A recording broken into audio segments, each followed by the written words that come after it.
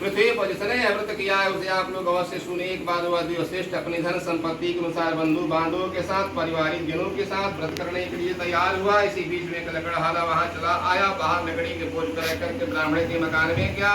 व्यास से व्याकुल हुआ। उस ब्राह्मण को व्रत करता हुआ देख करके प्रणाम करके उसे बोला कि प्रभु आप जो क्या कर रहे हैं, कृपया इसके लिए क्या फल की प्राप्ति होती है, विस्तार से बतलाइए। तब विप्र ने कहा कि सत्यनारायण का व्रत है जो सभी मनुष्यों को प्रदान करने वाला है। उसी के प्रभाव से मुझे सब धन आदि प्राप्त हुआ है। जल पी करके प्रसाद ग्रहण करके वह नगर में चला गया। सत्यनारायण देव के लिए मन में ऐसा सोचने लगा कि आज लकड़ी बेचने जो धन प्राप्त होगा उसी से भगवान सत्यनारायण का उत्तम व्रत करूंगा।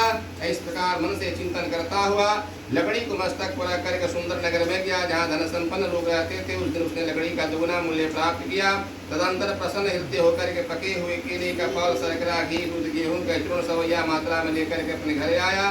तत्पश्चात उसने बंधु बांधवों को बुला करके विधि विधान से भगवान श्री सत्यनारायण का व्रत किया और उस व्रत के प्रभाव से धन पुत्र से संपन्न हुआ और इस लोक में अनेक प्रकार के सुखों का भोग करके अंत में सत्यपुर वैकुंठ लोक को चला गया। प्रेम से बोलिए वृंदावन बिहारी लाल की। तृतीय अध्याय सूत उवाच। तीसरे अध्याय की कथा में श्री सूत जी महाराज कहते हैं, ये श्रेष्ठ मुनियों, अब मैं पुनः आगे की कथा कहूँगा, आप लोग सुनेंगे। प्राचीन काल की बात है। उनका नाम के राजा राज्य करता था। वह राजा जितेंद्रिय था, सत्यवादी था और अत्यंत बुद्धिमान था। वह विद्वान राजा ब्राह्मणों को धन दान दे करके सबको संतुष्ट करता था। कमल के समान मुख वाली उसकी धर्म पत्नी शील विनय एवं सौंदर्य आदि गुणों से संपन्न पति प्राण थी। राजा भद्रशीला नदी के तट पर श्री सत्यनारायण भगवान का व्रत कर रहा था। उसी समय व्यापार करने के लिए अनेक प्रकार के पुष्कल धनराशि से संपन्न होकर के साधु वैश्य आया। वहाँ भद्रशीला नदी के तट पर नाव पर स्थापित करके वो राजा के समीप गया। राजा उस व्रत में दीक्षित दे करके पूर्वक पूछने लगा। साधु ने कहा, हे राजन, आप भक्ति युक्त चित्त से यह क्या कर रहे हैं, कृपया यह सब बताइए, इस समय मैं सुनना चाहता हूँ। राजा बोले कि साधु पुत्रादि की प्राप्ति की कामना से अपने बंधु बांधवों के साथ में अद्वितीय संपन्न भगवान विष्णु का व्रत पूजन कर रहा हूँ। राजा की बात को सुन करके साधु ने आदर पूर्वक कहा कि राजन, इस विषय में आप मुझे सब कुछ विस्तार से बतलाइए। आपके कथनानुसार मैं भी इस व्रत को करूंगा। मुझे भी संतान नहीं है, इससे सही संतति प्राप्त होगी। ऐसा विचार करके व्यापार से निवृत्त होकर के आनंदपूर्वक अपने घर आया। उसने अपनी भार्या से संतति प्रदान करने वाले इस सत्यव्रत को विस्तार पूर्वक बतलाया और कहा कि जब मुझे संतान की प्राप्ति होगी तब मैं इस व्रत को करूंगा। इस प्रकार साधु ने अपनी भार्या लीलावती से कहा। एक दिन उसकी लीलावती नाम की श्री साध्वी भार्या पति के साथ अनंत ऋतुकालीन धर्माचरण में प्रवृत्त हुई। भगवान की कृपा से गर्भवती हुई। 10वें महीने उसे कन्या रत्न की उत्पत्ति हुई।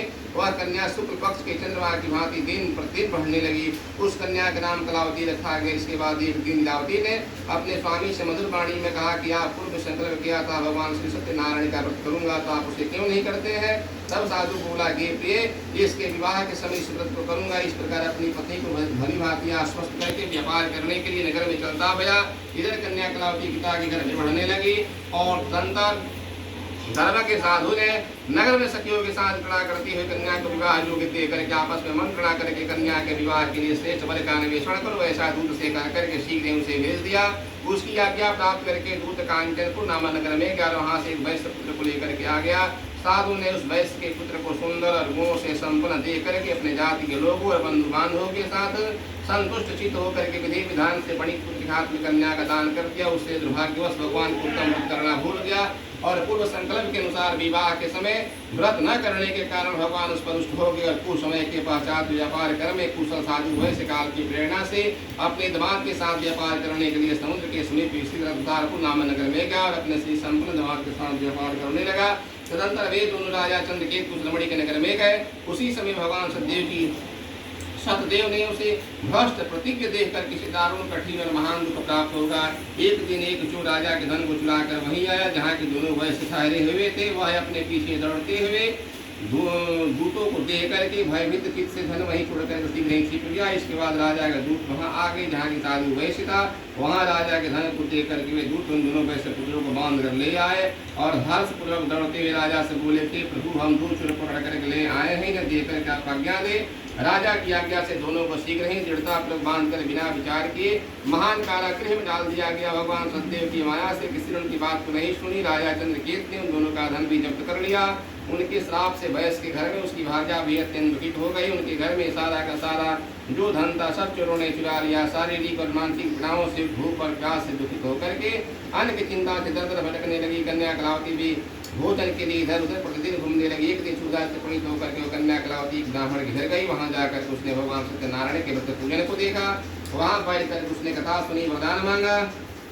इस प्रकार प्रसाद ग्रहण करके वह कुछ रात होने पर घर गई। माता इलावती ने कन्या कलावती से प्रेम पूर्वक पूछा कि पुत्री, रात्रि में तू कहाँ रुक गई थी, तुम्हारे मन में क्या है? कलावती कन्या ने तुरंत माता से कहा कि माता, मैंने ब्राह्मण के घर में मनोरथ प्रदान करने वाला व्रत देखा है।